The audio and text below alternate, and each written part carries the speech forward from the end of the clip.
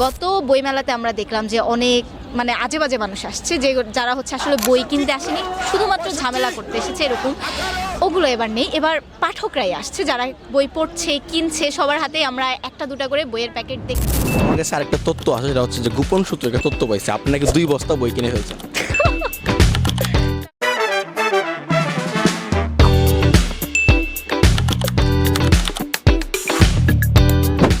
বইমেলার আজকের দিনে আমার সাথে বর্তমানে আছেন বর্তমান সময়ের জনপ্রিয় বুক রিভিউয়ারদের মধ্যে একজন, তিনি হচ্ছেন কে আপু। সো কে আপু কেমন আছেন?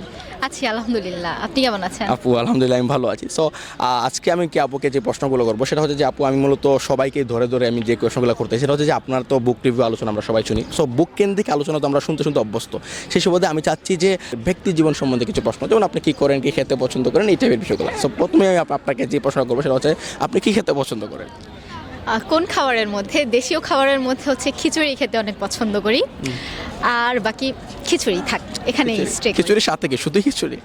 খিচুড়ির সাথে যদি হচ্ছে একটু বেগুন হয়, একটু ভর্তা হয়, তারপর যদি একটু গরুর মাংস হয় চলে। আচ্ছা, এবারে বইমেলাটা একটু আলোচিত বলা যায়, তার সাথে সমালোচিতও বটে, বাট এবারে বইমেলাটাকে আপনি কীভাবে দেখছেন? কারণ আমি জানি, আমি তো সিলেট থেকে আসছি, সো সেই সুবাদে আমার সব বইমেলা আমার অংশগ্রহণ হয় না, সো সেই সুবাদে আমার অভিজ্ঞতা একটু ডিফারেন্ট। বাট আপনি যেহেতু একদম মানে মোটামুটি পূর্বের অভিজ্ঞতার সাথে বর্তমান অভিজ্ঞতা কম্পেয়ার করতে পারবেন, সেই সুবাদে আপনি বইমেলা সম্বন্ধে আপনার মতো ওটা কী হতে পারে এবারে বইমেলা সম্বন্ধে? তো আমার আসলে খুব বেশি না, আমি সম্ভবত 4 থেকে 5 বার বইমেলাতে এসেছি। তো এবারেরটা তো সবাই আমাদের জানা কথা, কারণ এবারেতে কোনো মানুষই নেই বলা যায়। যখন আগে আসছি বন্ধের দিন বাদেও যে মানুষগুলো ছিল তার 2 ভাগের 1 ভাগ কি মানে নেই বলা যায় এবারের বইমেলায় মানুষ। তারপরেও গতকালকে আমি দেখলাম ভালো ভিড় হয়েছে। এর আগে শুক্রবারে আসলাম, বুধবারে আসলাম, তার আগে আসলাম, কোনো মানুষই নেই, মানে একদম ফাঁকা একটা মেলা, ইচ্ছা মতো এখানে ওখানে ঘুরছি। তবে একটা জিনিস ভালো ছিল, গত বইমেলাতে আমরা দেখলাম যে অনেক মানে আজে বাজে মানুষ আসছে, যে যারা হচ্ছে আসলে বই কিনতে আসেনি, শুধুমাত্র ঝামেলা করতে এসেছে এরকম। ওগুলো এবার নেই, এবার পাঠকরাই আসছে যারা বই পড়ছে কিনছে, সবার হাতেই আমরা একটা দুটা করে বইয়ের প্যাকেট দেখছি। এই ব্যাপারটা ভালো ছিল। বাকি সব কিছু চিন্তা করলে আসলে এইবারের বইমেলাটা একদমই জমেনি, প্রকাশকদেরও ক্ষতি হলো, সব মিলিয়ে আর কি। আপু আমার কাছে আরেকটা তথ্য আছে, সেটা হচ্ছে যে গোপন সূত্রে একটা তথ্য পাইছে, আপনি নাকি 2 বস্তা বই কিনে ফেলছেন। না না, 2 বস্তা বই কিনি নাই, তবে এবার আমি আগের তুলনায় অনেক বেশি বই কিনেছি। মানে বইমেলাতে আসলাম, এছাড়া অনলাইনে প্রচুর অর্ডার করা আসছে, সব দেখাবো আস্তে আস্তে। 2 বস্তা না। এই বইমেলায় কিনা দারুণ একটা বই আমাদেরকে বলেন যে বইটা আমাদেরও কিনা উচিত। এবারের বইমেলায় আমার মনে হয় আমি সব ভালো ভালো বইই কিনছি।